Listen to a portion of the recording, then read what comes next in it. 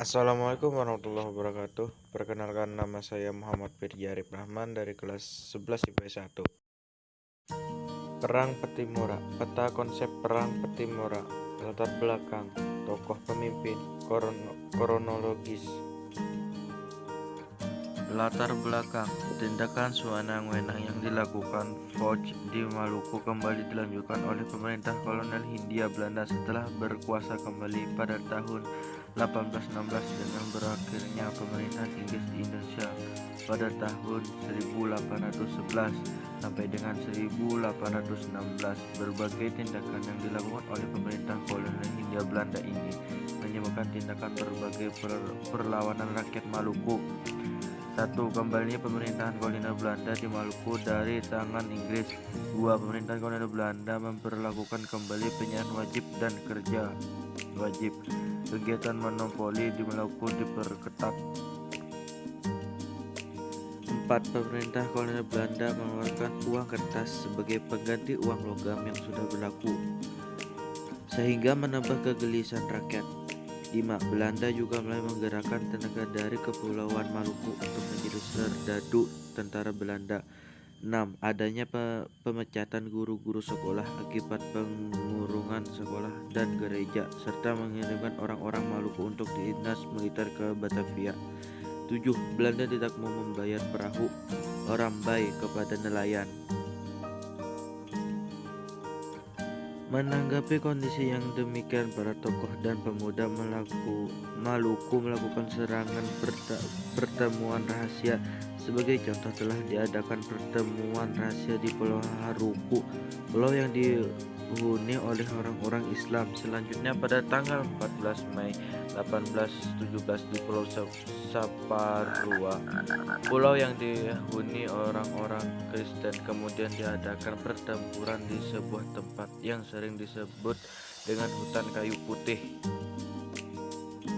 Tokoh pemimpin Kapitan Petimura. Thomas Motalis atau sering dikenal dengan Kapitan Petimura. Ia dinilai memiliki kecepatan di bidang pemimpinan dan militer. Pada saat Inggris berkuasa di Maluku, Petimura memasuki dinas militer dengan pangkat terakhir mayor. Petimura meninggal karena dihukum gantung di benteng Victoria di kota Ambon. Tokoh pemimpin Marta Tiahaku. Dia adalah Sri Kandi dari Maluku, seorang pejuang wanita muda yang memberani dan konsekuen dengan cita-cita perjuangannya. Dia tak hanya berjuang dengan angkat senjata, namun juga mengorbankan semangat kaum perempuan Maluku untuk turun mendampingi kaum lelaki di medan pertempuran.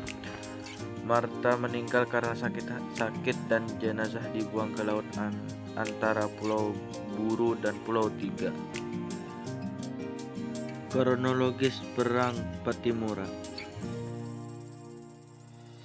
Serangan pertama dilakukan pada tanggal 18 Mei 1817, berhasil membakar perahu pos di Porto.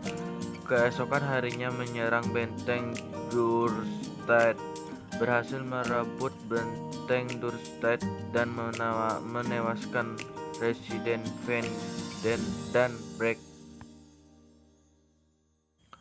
Pada tanggal 19 Mei 1817, Belanda berusaha merebut kembali benteng Dorstad dengan bantuan dari Ambon. Pasukan yang dipimpin oleh Mayor Badges datang dari Ambon. Kekuatan dipusatkan di benteng Zeelandia. Pasukan yang dipimpin Petimura berusaha menggagalkan bantuan itu. Raja Maluku mengarahkan rakyatnya untuk menyerang benteng Zeelandia. Belanda berusaha menerobos kepungan rakyat dan melanjutkan perjalanan ke Saparua. Terjadi perang sengit di Saparua, berhasil menewaskan Mayor Badges dan benteng Dorstad berhasil dipertahankan. Kemenangan yang gemilang ini menambah semangat juang rakyat Maluku, sehingga perlawanan meluas ke daerah lain seperti Seram, Hitu, dan lain-lain.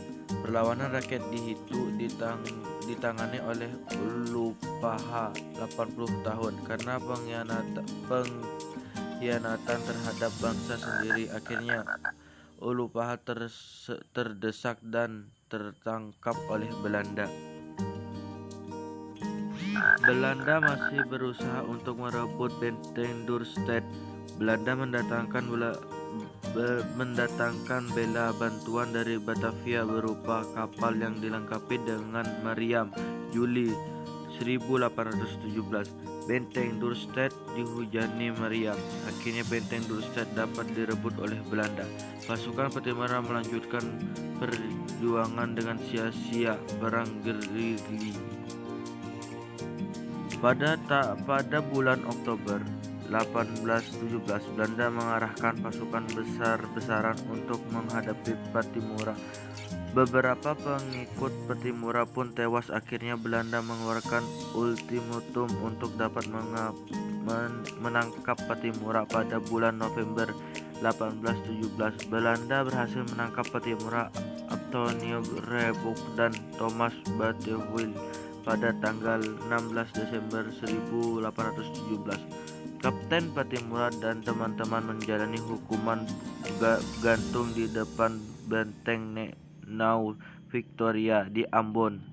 Sementara Kapitan Paulus Tiahulu mati dan putrinya berusaha untuk melanjutkan perang gerilya itu. Namun perang itu tidak bertahan lama. Akhirnya Marta Tiahau tertangkap dan disingkirkan ke Jawa. Marta Tiahau meninggal pada tanggal 2 Juni 1818 dan jenazah dibuang antara Pulau Buru dan Pulau Tiga.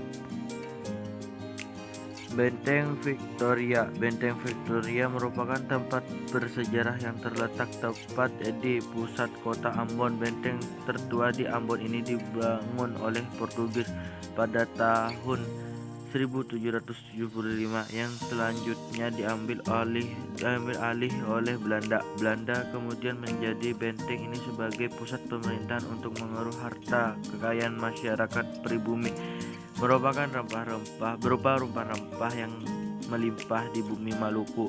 Pada masa pemerintahan Belanda, benteng ini berfungsi strategis, yakni sebagai pusat pemerintahan kolonial. Di depan benteng terdapat pelabuhan yang digunakan sebagai jalur penghubung laut antara pulau. Melalui pelabuhan ini pula kapal-kapal Belanda mengangkut hasil rempah-rempah untuk didistribusikan ke beberapa negara di benua Eropa. Bersebelahan dengan benteng ini juga terdapat pasar yang menjadi tempat untuk mempertemukan komunitas para pedagang pribumi. Benteng ini juga digunakan sebagai tempat pertahanan dari berbagai serangan masyarakat pribumi yang melakukan perlawanan.